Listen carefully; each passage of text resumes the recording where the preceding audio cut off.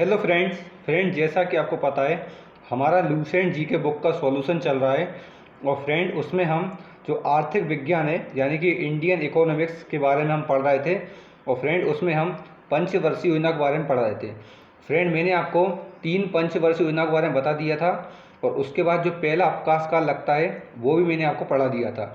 तो फ्रेंड आज हम चौथी पंचवर्षीय योजना के बारे में पढ़ने जा रहे हैं। उसमें क्या दिया है मैं आपको बताऊंगा, जिससे एग्जाम में जरूर क्वेश्चन बनता है, वो बना भी है। तो फ्रेंड जो चौथी पंचवर्षीय योजना है ये 1969 से 1974 1969 से 1974 तक चलती है।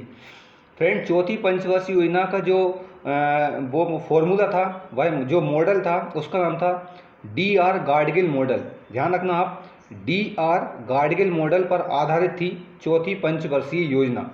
फ्रेंड आगे लिखा है कि चौथी पंचवर्षीय योजना थी, उसका जो उद्देश्य था टारगेट वह स्थायित्व के साथ विकास तथा आर्थिक आत्मनिर्भरता की प्राप्ति था। ठीक है, इस योजना में समाजवादी समाज की स्थापना को भी विशेष रूप से लक्षित किया गया। यानी कि जो समाजवादी समाज है इसको लक्षित करने का उद्देश्य भी, स्थापना भी इस चौथी पंचवर्षीय योजना में की गई थी। आगे लिखा है कि चौथी पंचवर्षीय योजना में भारत की कृषि दर सर्वाधिक रही। यानी कि भारत की जो कृषि दर थी सबसे ज़्यादा चौथी पंचवर्षीय योजना में रही। इस योजना की उच्च प्राथमिकता मुद्रास्फीति को नियंत्रित करने और आर्थिक स्थिति में स्थिरता लाने की थी। ठीक है, यानी कि जो मुद्रास्फीति होती है उसको नियंत्रित करना और आर्थिक स्थिति में स्थिरता लाना, बैलेंसिंग का काम ये चौथी पंचवर्षीय योजना में किया गया था। इस पर लिखा है मोस्ट इंपोर्टेंट, ध्यान रखना ये आया क्वेश्चन इंपोर्टेंट है। बोल रहा है कि परिवार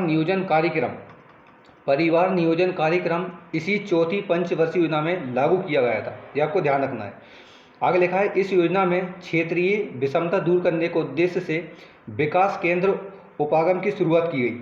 यानी कि जो क्षेत्रीय विषमता होती है या असमानता कह सकते हैं, उसको दूर करने के उद्देश्य से विकास केंद्र उपागम की जो शुरुआत है वह इसी चौथी पंचवर्षीय योजना में शुरू की गई थी।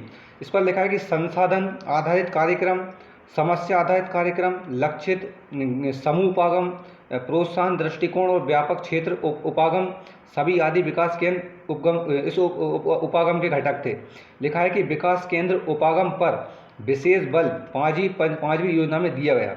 इसका इंपोर्टेंट ये फ्रेंड कि श्वेत क्रांति, जिसे हम ऑपरेशन फ्लड भी कहते हैं, इसी योजना में आया है। चौथी पंचवर्षीय योजना में ही श्वेत क्रांति लागू की गई थी और ये योजना अपने लक्ष्य को प्राप्त करने में असफल रही थी। ठीक है, ये सफल नहीं हो पाई थी चौथी पंचवर्षीय योजना। तो इसकी विफलता का जो कारण है वह मौसम की प्रतिकूलता तथा बांग्लादेशियों का शरणार्थियों का आगमन था।